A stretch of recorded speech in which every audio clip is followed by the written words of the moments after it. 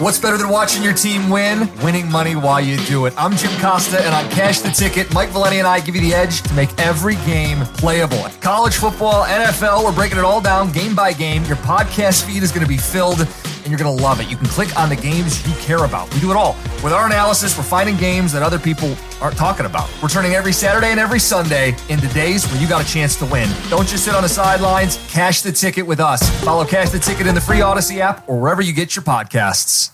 It's time to get in the zone. With the 49ers Web Zone. This is the No Huddle Podcast with Al and Brian.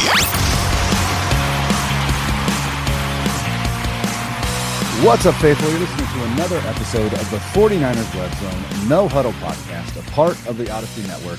I'm Brian Renick, and Al Sacco is on assignment today. So we have friend of the show, friend in real life, 49er and Simpsons fanatic, Jason Aponte. Jason, thanks for joining me, man. Yeah, no problem. You pinch hit one Yankee fan for the other. I understand the brilliance. It makes sense. That's right. How are you feeling about your Yankees with Soto gone?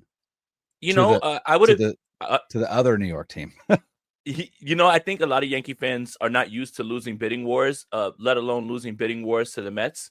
But yeah. I think what makes me at least a little bit happy is the fact that, the team did everything they could, and he just made a decision for himself. So if the team would have bowed out and said, we're not going to offer you $700 or anything like that, fine. But the Yankees have an opportunity to do the funniest thing in the world, which is use that $700-something million towards actually fixing the things that are wrong with the team. So yeah, I'm kind of excited to see what their plans are moving forward for the team, similarly to the 49ers, because there's a few different paths that they can take. Yeah, and that's kind of what we're going to hit on today. John Lynch and Kyle Shanahan had their end of season press conference yesterday. And there was quite a bit that we got to hear. The big news obviously is that Brian Schneider, the special teams coordinator, has been let go by the team, and Nick Sorensen has been fired as the defensive coordinator, but is still under contract and I guess under consideration for the special teams coordinator role, which I wasn't too thrilled to hear, just because Sorensen has done it one time with the Jaguars, and I think they ranked like 24th. But they also ranked dead last in points lost on special teams, which is what the 49ers did this year under Brian Schneider. When it comes to the defensive coordinator, where's your head at right now in terms of what you're hoping to see with this hire? Well, the Robert Saleh thing seems like you don't even have to have a source inside the building to understand that the 49ers were going to go for that. My fear with that is he's got a lot of interest as a head coach. And I wonder if he views becoming a defensive coordinator as a backward step. And then the other part of that, because it's twofold, is if the 49ers have Saleh at the top of their list, but Saleh continues to go through the interviewing process and you wait too long, then you're in a Nick Sorensen situation. I thought it was kind of refreshing that Kyle Shanahan talked about, hey, we were the second to last team to finish last year. And, we get into this process in February and there's not many options available. Right. And I think the 49ers right now, that if we're looking at a reset and we're looking at something that is going to change the way this defense has been playing, then now's the perfect time. I'll tell you my home run, Hail Mary swing for the fences pick. That is what I want to know.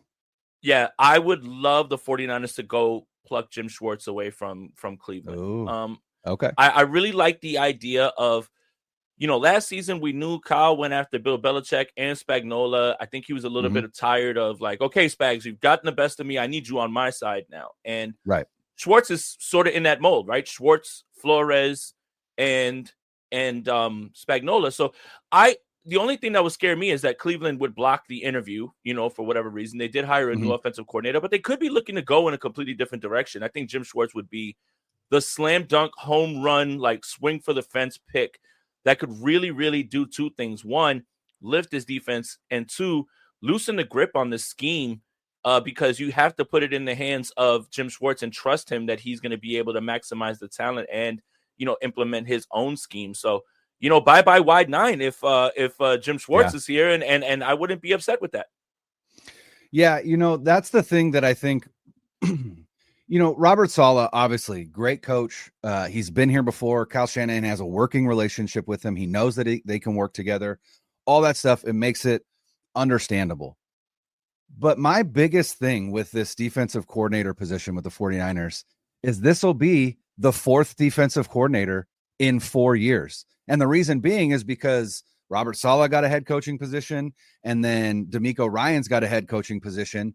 And when that happened, right, when Saleh got it, you had your candidate in-house. You didn't have to worry about it.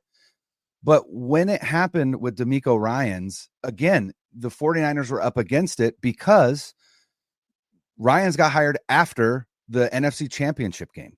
And so Wilkes was kind of very much in the vein of Sorensen, where it's like, this is what's available. We kind of have to go with that. And I'm tired of that. I'm tired of that. And I want someone that I know, hey, you know what? This guy is going to be here, and he's probably going to be here for a while. And I like that idea of Jim Schwartz. Another guy that I like, that I think is kind of under the radar. I've said on Twitter, I like Lou Anarumo. I think he does a great job. I think he knows how to beat the Kansas City Chiefs. I think that's a big feather in his cap. The Bengals defense did not perform well this season, but a lot of that has more to do with personnel and lack of talent on that side of the ball. But another name that I think people aren't thinking about is Dennis Allen, right? Former head coach of the Saints. Just like Jim Schwartz, Dennis Allen gives Kyle Shanahan's offense fits. The last time that Kyle Shanahan played Dennis Allen's defense was Brock Purdy's rookie season, and I think they put up 13 to beat the Saints. And so Dennis Allen's not getting another head coaching position, right? He's had 2 already. It didn't go well. He's not getting another one. That's another name where I think, hey, you know what? You bring him in, right? And you can almost guarantee that he's going to be there for as long as Kyle Shanahan's going to be there, because again, no one's probably poaching that guy. So I'm with you where it's like, and here's what I liked to hear from Kyle Shanahan was that he said he was open to scheme changes. And I think that's key, because it certainly seems like this defense, and if I'm being perfectly honest, the offense a little bit, the scheme has gotten a little stale, and it needs a refresh. And it doesn't mean that you bring in, I've heard people like, I want Rex Ryan. I'm like, Rex Ryan runs a 3-4. You're going to have Nick Bosa as a stand-up, outside linebacker? No, like that's not going to work, right? You're still going to bring someone in that majors in 4-3, right? And things like that. But I would love to see some disguises in coverage, some blitzing, right? Which the 49ers were last in the NFL in blitzing this year with Nick Sorensen, which was just, I hated watching this defense this year. So do you think that it's Robert Saleh's job to lose, or do you think that while the report is from Josina Anderson, who said the 49ers are going to offer Robert Saleh the position, right? That's the only report that we have that is the case. Do you think that it, like I said, it's Robert Saleh's job to lose, or do you think that Kyle Shanahan, like he said in his press conference, is really open to bringing someone else in and refreshing the scheme a little bit? Well, when you say that the scheme is stale, let's put our tinfoil hat on. Stale lead? Oh God, Brandon! Wouldn't it be so funny just to watch all of these names pop up and the 49ers just turn around and just hand it over to Brandon Staley, who, by the way, I will say this, at least no matter what your feelings are, and I can already feel the rage of the person that's listening to this. If you're looking for a scheme change, there is a little bit of a scheme change when it comes to Brandon Staley. Sure. Now, whether you're confident in that scheme change is completely different. But I had to get that joke off. I just think it's the funniest thing in the world. But no, I do believe that like he's number one on their wish list. But I do think that they understand what I'm saying as well too, because I think they get the sense that he definitely wants to be a head coach. I think. No matter what you think about his time with the Jets, you can still attribute that team's losing to the fact that they're the Jets And they allowed Yeah. Aaron Rodgers to hijack that team. Yep. The defense was perfect when he was there. Imagine if they had a quarterback who just wasn't bullying everybody into, hey, you got to bring Alan Lazard in here, and you got to bring in this guy and this guy. Like, Daniel Hackett. imagine it. Yeah, and Daniel Hackett. And like, there is a little sense that no matter what ineptitude Robert Saleh's Jets went through, it's still more on the Jets and more on them letting Aaron Rodgers hijack that team, because when he left, they didn't change anything. Nothing went better because Aaron Rodgers is at this point of his career. So I do think that there is a sense around the league that you want to get Robert Saleh in based on the fact that you know that your defense is going to be turned around. So I just feel like he understands that opportunity as well, which is why he wasn't quick to jump into anything. He said, you know what, I'm going to take the year off because I know I'm going to come back. So I do think the 49ers want him as number one, but they also better have really nice alternatives because of one, how long it's going to take Saleh to get through the head coaching process and the interviews. And two, he might just sign with somebody and be somebody's head coach, right? And that's the part that I need them to have contingency plans, and not contingency plans of, hey, I know a guy and it's, you know, it's my buddy who I used to, you know, like, no. Like you need to shore up this defensive coordinator position for years. This can't be a one and done again. So that's really where I'm at. So I do think that they believe that Saleh's at the top of their list, but they better have another plan in place based on the timeline of these interviews and the fact that Saleh could just sign as a head coach somewhere. Yeah. And the other thing is, if Robert Saleh is the top of your list, then I would assume that your first contingency plan is probably Jeff Ulbrich, right? Like the guy that ran the defense for Robert Saleh in New York, a local guy, right, from San Jose, played for the 49ers. Also, Kyle Shanahan tried to get him last year. So as much as we heard Kyle Shanahan say, like, hey, I'm open to scheme changes, I'm open to these things, we've known Kyle Shanahan for a long time now. Kyle Shanahan is not let's say this. Kyle Shanahan is stubborn in believing that his scheme is tantamount to everything, right? And he's not big on change. Not big on change at all. So, you know, as much as I agree with you, I think like trying to go get Jim Schwartz, bringing in Dennis Allen, again, maybe trying to interview some of the assistants under Steve Spagnuolo, though I don't know that he's interested in a first-time play caller, which those guys would be. I think I even think, hey, where is most of the defensive innovation happening in football right now? It's at the college ranks, right? Like, what if you went and looked for, you know, somebody like, what about like Schumann from Georgia, right? That defense has been incredible for as long as he's been there. I would love for that to happen. I don't know. I don't buy that they're willing to make wholesale changes in that regard. So like you said, your home run hire is Jim Schwartz. I think my home run hire is Dennis Allen or Lou Anarumo. I think Dennis Allen probably would be, I don't know. The more I've thought about it, the more I actually like Dennis Allen more than Lou Anarumo for this job specifically. But my expectation is Jeff Ulbrich. Like that is my expectation. Is that your expectation as well? Or do you expect to be surprised maybe? I think if you want to surprise one, and I'm glad you brought up college, I think Al Golden from Notre Dame is a perfect name. I mean, I think with the way that he's kind of innovating, and I think if you're going to look at examples from college, let's just look at Jesse Minter right off the bat, right? Like this Chargers team, obviously everybody wants to attribute everything to Harbaugh because, you know, Harbaugh walks on water in 49ers fans' eyes and everything, and never's done anything wrong. By the way, you know, he's won multiple Super Bowls for the 49ers. Oh, wait, I slept through that, right? But Jesse Minter is the guy that has really revamped this defense. And that may be the forward thinking that in a copycat league, when everyone's looking to get a leg up, that could be the move that would shock me and would put a lot of people in a spot where, well, what do we know about him? Well, all you have to do is, I believe the game's tonight, on Thursday night. Mm-hmm. Watch this Notre Dame team play defense and watch how they go about it. So the Al Golden thing is something that I'm very focused on. If it was like a betting thing, it would be minus 300 that it would be Jeff Ulbrich. Right. But Jeff Ulbrich right now is still he's he's probably going to get some consideration for some head coaching interviews. I mean, look, if Pete Carroll's getting interviewed, if Rex Ryan's getting interviewed, there's no reason to think that Jeff Ulbrich won't get interviewed as well, too. So put what I said about... You got to look at the teams that are interviewing those two guys. At the Jets, right? Like, just yeah. Don't even get me started. And the Bears as well, too, right? Yeah.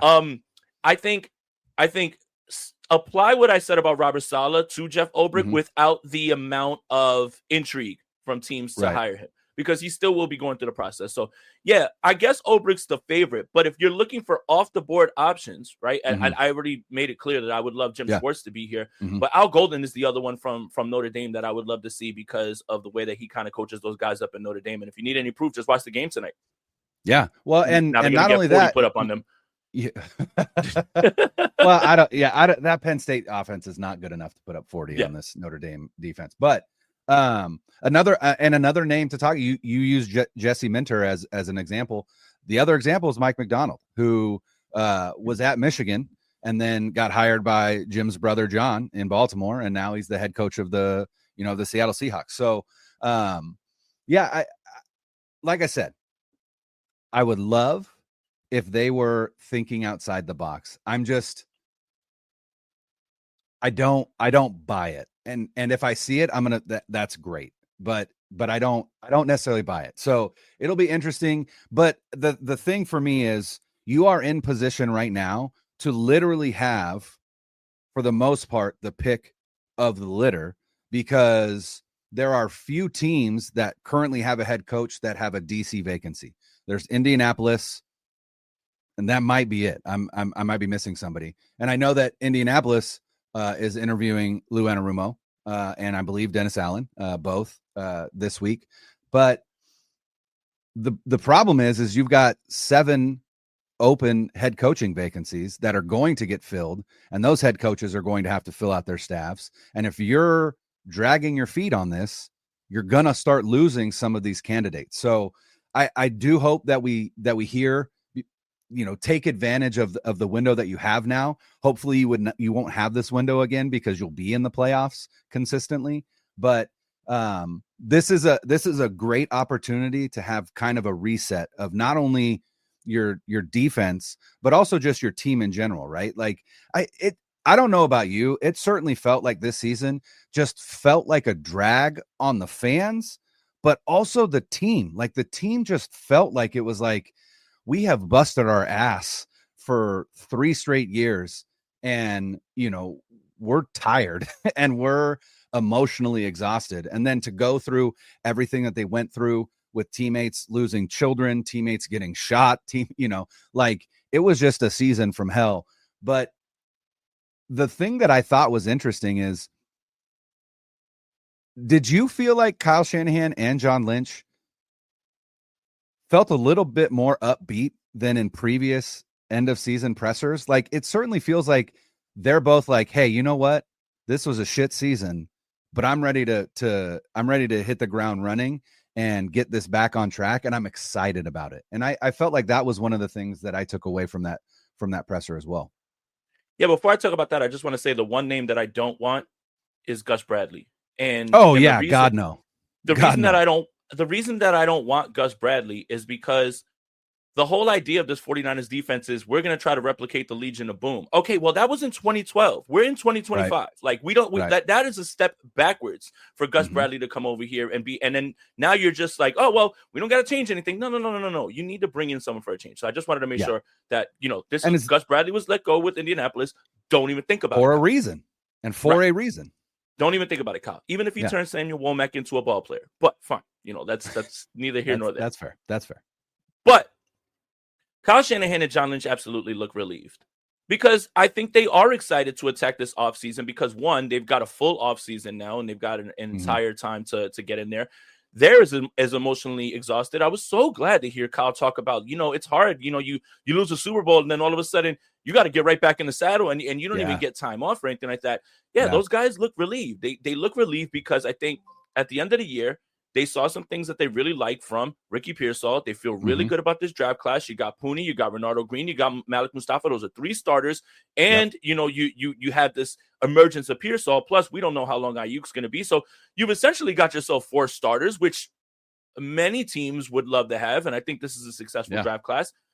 But they can attack this in a multitude of ways, and they get to do it with the entire offseason and not having this over their head like, hey, we're so close again and we've got to try. Now, you kind of get a reset. You can retool, reboot, whatever word you want to use with this team, and you can do it in a few ways. Do you want to do it primarily in the draft? Okay. Do you want to do a draft and free agency? Okay. Do you want to bring back some guys? Okay. But they have everything on the table, and I think that's what is so exciting, not only to them, but to myself and everyone else about this offseason, because I'm interested to figure out how they go about this and what's the way that you're going to roster construct. How are you going to do this? For me, it's got to be getting back into the trenches. You definitely need defensive line back. Obviously, upgrading the offensive line is paramount, especially considering what is down the line for Brock Purdy with this contract extension. But the possibilities are limitless right now, and I think that's what they're excited about, and I think everybody else should be excited about. Come join me, Andrew Filippone. And me, Patrick Peterson, 3-time NFL All-Pro cornerback on First and Pod for premier NFL coverage and conversations. Our motto on the podcast is every team, every week, and we don't play favorites. Every episode, you get a glimpse of the entire National Football League with First and Pod. Follow and listen to First and Pod on Mondays and Fridays on the free Odyssey app or wherever you get your podcasts. Speaking of building through the trenches, one of the things that came out in the press conference yesterday is that the team does plan to release Javon Hargrave with a post-June 1 designation, meaning that he will hit free agency. They also said that they were releasing him, but also interested in bringing him back, which I thought was interesting. I'm sure. I'm not going to say I'm sure. I don't think that's very likely, but it obviously will depend on Hargrave's market. Same thing with Dre Greenlaw. There was a lot of social media chatter early in the week because of some TikToks that Fred Warner's wife posted, which was basically kind of like a goodbye farewell party for Dre Greenlaw and his family. And somebody brought that up to Kyle Shanahan, and Kyle's like, we want Dre Greenlaw back. Like, we don't even know what this looks like right now. We can't really speak to it, but they do want Dre back, but obviously it's going to depend on his market, all that stuff. The 49ers have quite a few internal free agents that are going to hit the market. Talanoa Hufanga, Dre Greenlaw, Aaron Banks, the list goes on. Mooney Ward, which, by the way, again, Al and I brought this up. Devastating to hear him talk about how his wife has already left California, and flying into California just gives them PTSD. And you're like, listen, I love Mooney Ward. I thought he was great. Go get your bag somewhere else. I will root for you. I don't even want the 49ers to be like, hey, can we try and get you back? It's just like, no, let that guy go. Let that man go. Let him put that trauma behind him. But when it comes to those free agents, right? And we kind of named the five big ones outside of Dre Greenlaw. And maybe this is for me. Dre Greenlaw is the one that I want back. Are there any in that list for you that you want back? And then when you look at some of the free agents that are going to hit the market, are there any names that jump out to you? And do you think that the 49ers are willing to invest money in free agency as they look at extending Brock Purdy? Well, obviously it's Greenlaw, but Greenlaw is going to get a ton of attention. Like, it just feels like he's a Houston Texan at this point, right? Like, let's get the band back together. Yeah. Azeez Al-Shaair and Greenlaw, and they'll have money to spend because they still have CJ Stroud and Nico Collins on those short deals and everything as well too. So that's likely where he'll go if he doesn't end up as a 49er. Hufanga is an interesting case because I think a lot of people are going to pay attention to him because former All-Pro and playing with the club and the way that both of those guys, when they showed up, all of a sudden the defense just looked energized. You talk about the season being a slog. It looked completely different when they were there, which made me a little bit scared because I was just like, wait a minute. Are they going to look at Sorensen and say, well, look how well the defense performed when you got your guys back? But the last 3 weeks, obviously, it just wasn't enough because it got too bad. But Hufanga is interesting because that's the only other one I'd really be interested in retaining, but at a certain price. Again, it's not my money. I don't mean it that way. But what I mean is someone's going to pay Greenlaw and Hufanga. And it's going to be up to the 49ers to figure out, hey, are we going to match this or, are we going to try to get them back at our price? Hufanga would be great just because the year that Jair Brown had was down this year. Yes. And I think we all, it was almost picking from the low fruit, right? Like just saying, hey, Jair Brown's going to have a breakout season this season, like he's going to have more time to play. It just didn't work out this season. Now, how much of that has to do with his own regression with Nick Sorensen and, because last season when he was pressing the duty with Steve Wilkes, he was around the football. This 49ers team could turn the football over if someone was trying to hand them the football this season.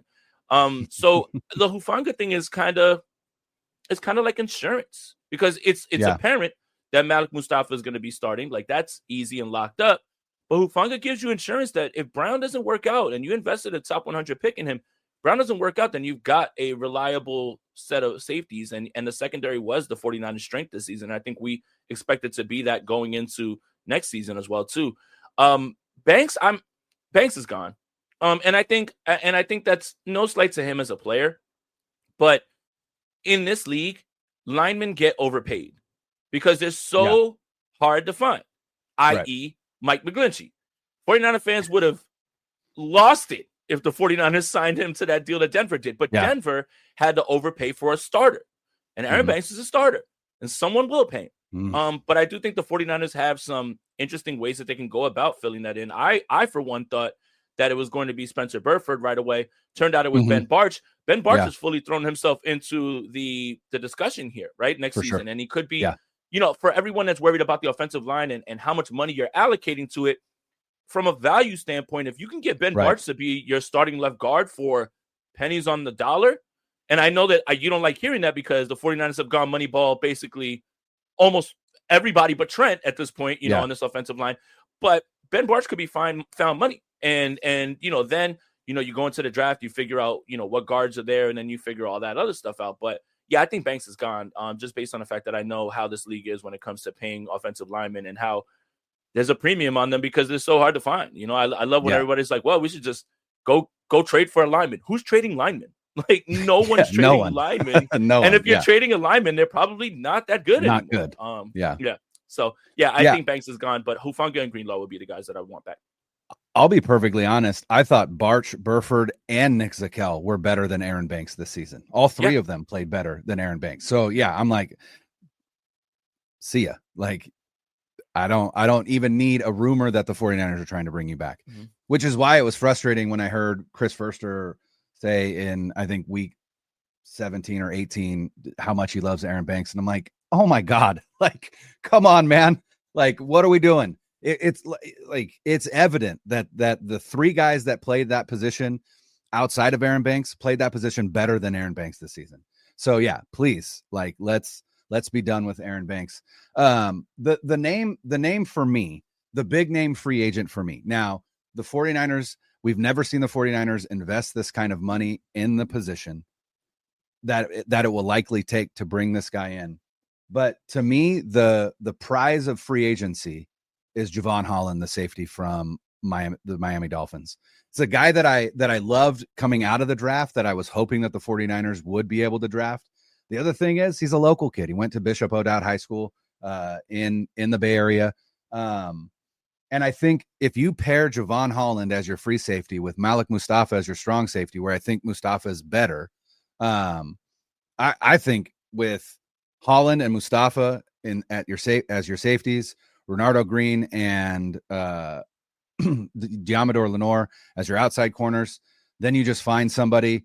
Either you find another outside corner so you can kick Diamador inside when you go to nickel, or you draft a guy that you're like, hey, we really like this guy at nickel. I think that secondary becomes a top 5 unit in the NFL. And obviously that then allows you to focus in the draft on the lines, which is really where this team needs to bulk up. We need a new center. There aren't a ton of names out there in terms of free agency. I believe Drew Dahlman is going to be a free agent. That might be a name to keep an eye on. Again, 49er legacy, a legacy sign, if you will. His dad played for the 49ers and Dahlman went to Stanford. Or you find it in the draft, but Jake Brendel is not it. But I think this line if you get Trent back next year, which again, that's another nugget from the press conference, Trent Williams does intend to play next season. But if you can get that Trent Williams back healthy, you've got Barch, Burford, Zakel, whoever at left guard, you upgrade your center. You've got just incredible fine Dominic Pooney at right guard. And then as much as people like to shit on Colton McKivitz was fine this year. He was fine. And for what you're paying Colton McKivitz at right tackle, that's it. You can't really find better value.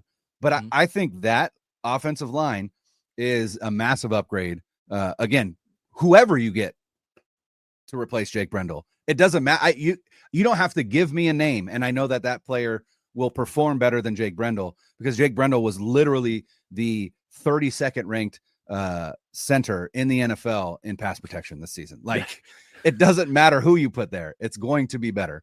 And then you invest, I think in the draft, I think they're going to hit the defensive line hard. Interior defensive line. You've got to get Nick Bosa a running mate.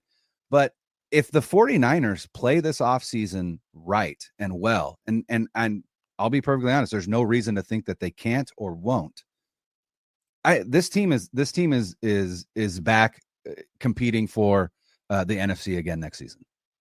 And I have two names actually too, and I want to inverse flip this, right? Because you're talking about investing in the offensive line, right? What if you invest in the defensive line with free agency and you flip it the other way, and you can defensive tackle BJ Hill, that's the first one that jumps right out at you from Cincinnati. Okay. That's a really good one. That's a guy that you can get there. He is turning 30, but that just means he's a veteran, right?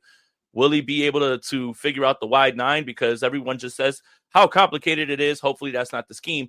And then edge, and I think the 49ers should have traded for him last season. Azeez Ojulari. Azeez Ojulari could be found money when it comes to the edge position, because he was quietly good for that terrible, Giants team. And I do think that Dexter Lawrence has kind of taken the shine away from him a little bit. And obviously Kayvon Thibodeau is there. And those are the guys that get most of the press.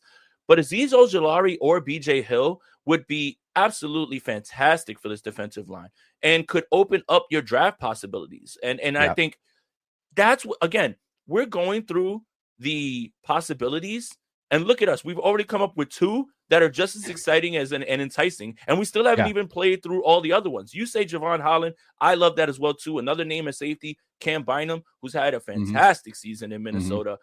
That's another one. He's a little bit lower on the safety rankings because it is crowded. Hufanga and all these guys are going to be out there. But there are different ways to skin a cat. And if you want to go with BJ Hill at defensive tackle, yes, you may have to pay him top dollar because he's probably going to be a top 10 free agent this season. But Azeez Ojulari, like at edge, I just, if you want to get a running mate that right away you can go with, because you can draft the rookie, but that rookie's got to play right away, right? You don't know what you have in Drake Jackson. Leonard Floyd's probably not going to be here. Yetur Gross-Matos is a rotational guy. You'll move him inside, outside. All that's good. But Azeez Ojulari can hit the ground running the first day, and he's young. And I don't know if he's going to command such a high salary, even though we believe that he's a high ceiling player. So that's a way that you can fix this defensive line in free agency. And it doesn't have to be both. It could just be one. And if it's both, oh man, now you're playing, now you're cooking with gas. Well, and that's the thing about free agency, right? Like if you look at the teams that are consistently good, what do? They plug holes in free agency and then draft best player available, so that you are setting yourself up to be, to not have to. The reason that the 49ers are in the position that they're in when it comes to lack of depth and everything that we saw today, it is the Trey Lance trade coming back to haunt them. And the reason it's coming back to haunt them is because they were not able to supplement this roster with cheap, controllable talent because they didn't have first round picks. They didn't have second round picks. Right. And then not only that, but they were so, what is the word I want to use?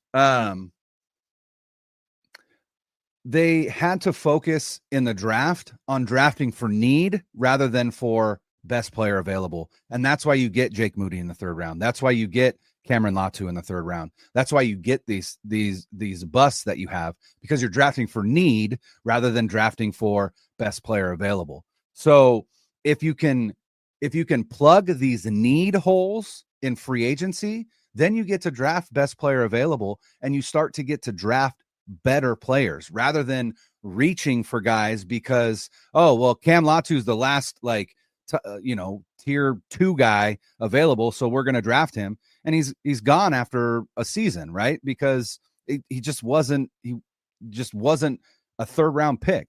So I agree with you. I think, I think if they attack free agency right, then we could get back to the type of drafts that we've seen in the past. And again, the 2024 draft was fantastic, and they did not get stuck drafting for need, and that's why they ended up with Ricky Pearsall and Malik Mustafa, and Dominic Pooney was a draft for need, but it was a value draft, and they obviously hit it out of the park. But Renardo Green at corner in the second round, right, where they're not reaching for, a tackle. Although I love Renardo Green, Roger Rosengarten might have been a better pick.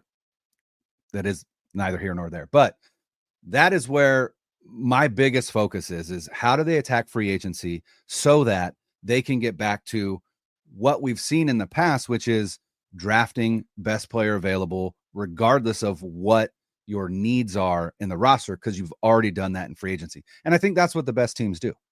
Yeah. And I love that you brought up Roger Rosengarten, because that is the crux of what you were talking about with best player available. Will any tackle do? Will any center do? It's the right center. It's the right tackle. There was people were enamored. Kingsley Suyamata. How could you not? Right. He struggled. Yep. Roger Rosengarten's playing in Baltimore. He's had struggles. Chris Jones, I remember his first snap got put in a blender. Welcome to the NFL, young man. Yeah. Both of them may turn out to be great players. Sure. But yes, when you draft for need instead of best player available, that's what the Giants did with Daniel Jones and Saquon Barkley. Do you want to be lumped in with those sort of decisions? And funny enough, in that draft with Saquon, Baker Mayfield and Sam Darnold were there, and the both of them have rejuvenated their careers. And imagine, we can go down the hypothetical road, whatever. It's fine. Mm-hmm. Maybe Sam Darnold wouldn't have panned out if he was a New York Giants quarterback. Baker Mayfield certainly wasn't there. He was number one. But that's the example that I'm giving, because when you need something and everyone around the league knows you need something, and you just go ahead and you're just like, hey, like, here it is. Cover your ears, 49ers fans. Actually, don't, because I need you to listen. You trade DeForest Buckner for the number, whatever pick, and you fill it in with a defensive tackle. Mm-hmm. If I would have told you that you would have traded DeForest Buckner and you got that high pick, but you would have ended up with Tristan Wirfs. And again, in that same draft, we find out the next day, Joe Staley's retiring, and the 49ers have acquired the best left tackle in the history of football. Sure. So, okay, you got Kinlaw and him, but what if it was Wirfs, Ayuk, and then you figure out something else with the left, it's just, that's the you part also where still could have traded. You also still could have traded for Trent. For Trent, right? I mean, you had Mike there, but I mean, it is what it is. Yeah, I mean, look, it's just, that's the draft hypotheticals that keep people up at night. And we understand that the draft is a crapshoot, but it's always got to be best player available and not need. You don't trade a defensive tackle to take a defensive tackle with a top 10, top 11 pick, unless he's that guy for real. And unfortunately, it just wasn't. And I think that's a sign at times of a bad organization. Not saying the 49ers are, but I'm just saying that's so New York Giants, New York Jets, type level of how they operate. Last thing I want to hit on before we get out of here, and last bit of news from the press conferences. Again, John Lynch stated we are going to release Javon Hargrave with a post June 1 cut. There was thought that maybe they would do the same with Deebo Samuel. They stated that they were not. However, obviously things can change. Do you anticipate Deebo being here? And do you feel like this season may have just been, the pneumonia and the rib thing kind of just took the wind out of his sails? No pun intended with pneumonia.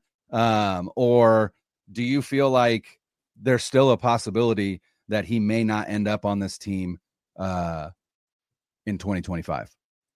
There's a possibility, and I think it's going to be during the draft. But I want people to start preparing themselves for Debo to be back. That's not that them going out of their way to say that, and obviously they've said that before with other players, and then eventually things change. But let's think about this wide receiver room moving forward, because I wrote an article on NinersNation.com about the year in review for the 49ers wide receivers. So we love what we saw from Ricky Pearsall the last 4 games, which he accounted for 180 of his 400 yards, if I'm not mistaken, in the last 3 games, had the same amount of receiving touchdowns as Deebo Samuel. Juwan Jennings, just don't get ejected and you would have had 1,000 yards. Yeah, dog, right? Like, you're going to be here. You're good. Jacob Cowan, we don't know. Brandon Ayuk, we don't know. Yeah. And that's the part that could force the 49ers' hand to say, we're not going to give Deebo Samuel away, because what do we know about what else we have? Everyone's encouraged with Ricky Pearsall. Everyone, right? And given a full offseason and everything as well, too. But I wonder if Kyle Shanahan says, yeah, you know what? We're not going to be without Ayuk, and Deebo's part of the clique. So, yeah, I think it's a better chance that he stays. And if everything had gone, Brandon Ayuk's way, and he didn't get injured and he finishes out the season, I think this is less of a possibility. But I do think that because the 49ers value what they can set their watch to rather than what they can project with players, especially it being the name on the back is Samuel Sr., I think it's more likely than not that he's back at this point, just based on circumstance. Well, and the thing that I didn't realize, I looked it up yesterday, after they said, like, we're going to bring him back. And I was like, man, you have an out, right? Like, this is your out. And Deebo is going to be really expensive next season. And then I went on SpotTrack, and I don't know if somebody got a hold of the restructured contract, but his cap hit for 2025 is only $15.8 million. Right. And I didn't realize that. So, earlier this year, or in the offseason prior to that restructure, it was 28 million, I believe. And so, understanding that it's only 15.8, I'm like, oh, well, that makes a lot more sense. And then, like you said, I've said it on the show multiple times. I don't think Brandon Ayuk is back until the final third of the season.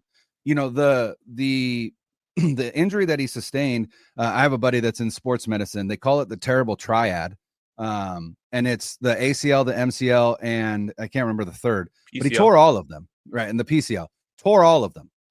And that's an injury that you normally see in like soccer players. You don't normally see it in NFL players. That is a devastating injury. And then on top of that, you think about what makes Ayuk great. And it's his route running. It's his cutting. It's his suddenness. And then you go, can he get that back with an injury like that? And the guy that I keep thinking about in terms of never was the same after his injury is Navarro Bowman, but I hate it when I get these brain farts.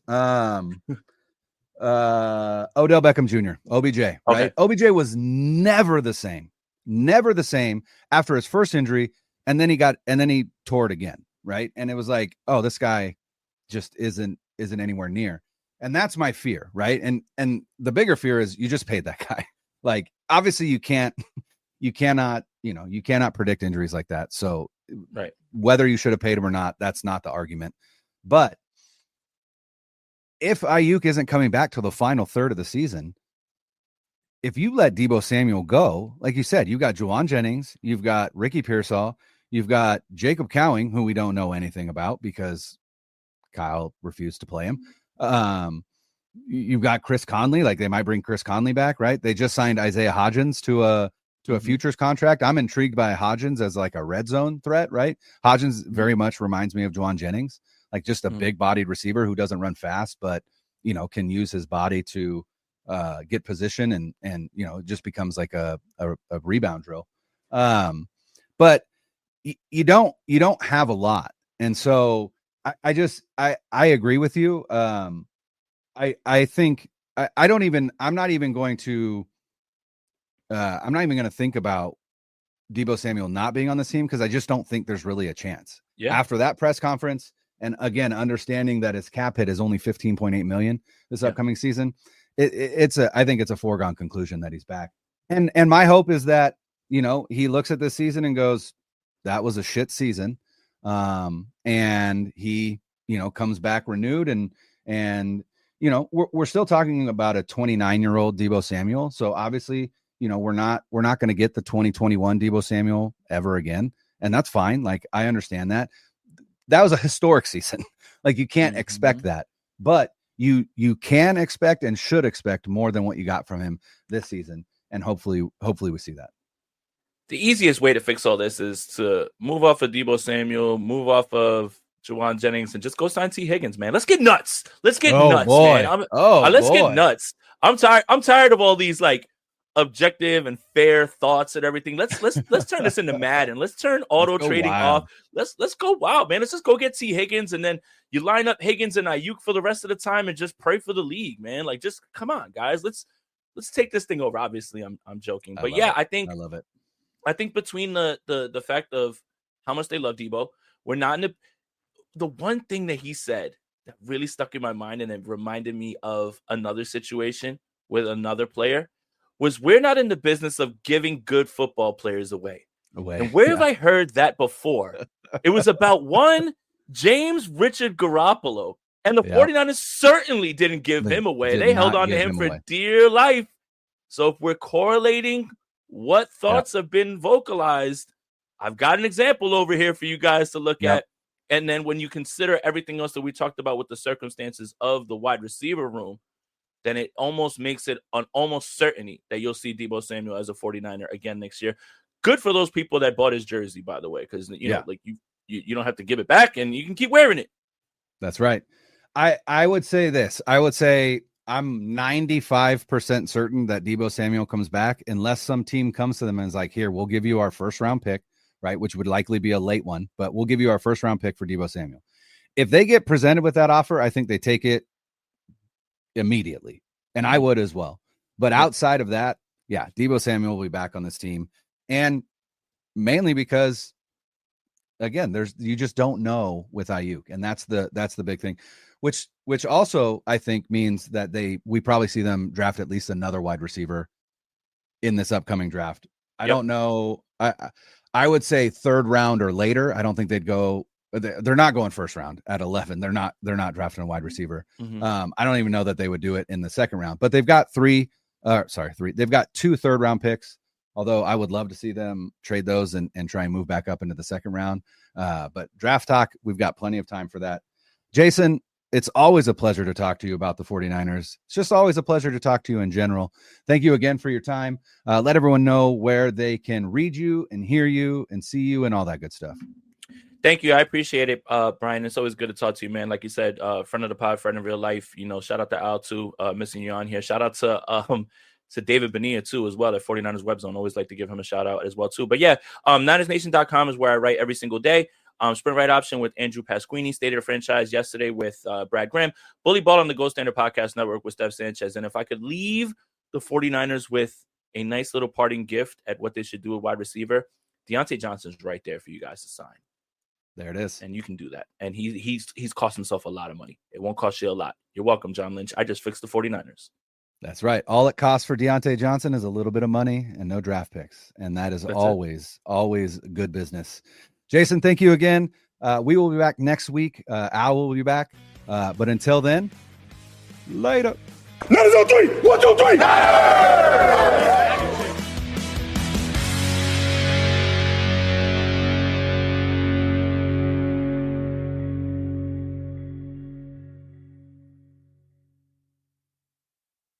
2400 Sports is an Odyssey company.